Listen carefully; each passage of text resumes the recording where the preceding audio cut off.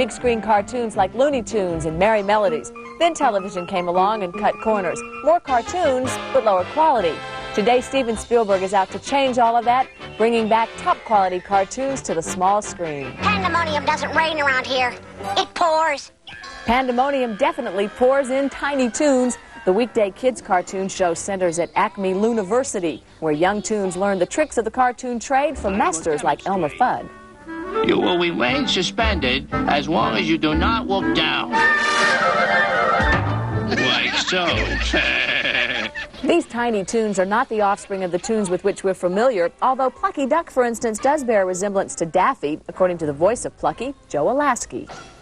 They said, basically, we'd like to hear Daffy Duck somehow, but not the same Daffy Duck. Do something different, but keep it the same. So I said, well, let's see. Daffy's usually like this, with a frontal lisp. So I just moved it to a lateral lisp. Oh, the Acme Water Authority is going to hear about this.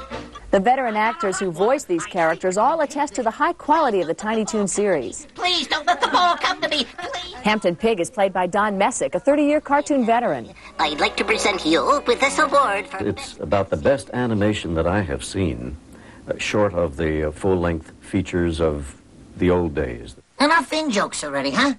Charles Adler is the voice of Buster Bunny. This is my 30th series, and this is the first time, this is the first time in 30 series where I have been just having the best time of my life working. Hiya, folks. One reason given for the high quality of Tiny Toons is the ever-present influence of executive producer Steven Spielberg. When the voices were being auditioned, they taped over 1,200, and he listened to every one of them and hand-picked the dozen or so of us who do all the characters. The music for the TV series is an example of its high standards. Unlike many TV cartoon series, every episode of Tiny Toons is individually scored. It's very high-quality stuff. We're not using a library. That is, the music that's going in this episode will only go in this episode. It won't go in another one. Another example of high cartoon quality is the fluid motion of the characters. Tiny Toon producers say that's because they put almost twice as many individual drawings in each episode as compared to standard TV animation. On some shows you might watch a character and they're very stiff and their mouths are moving and their eyes are blinking and that's all they're doing. And our show is pretty much the characters are going, hey, what's happening? How are you doing? Thank you. I have always relied on the kindness of strangers.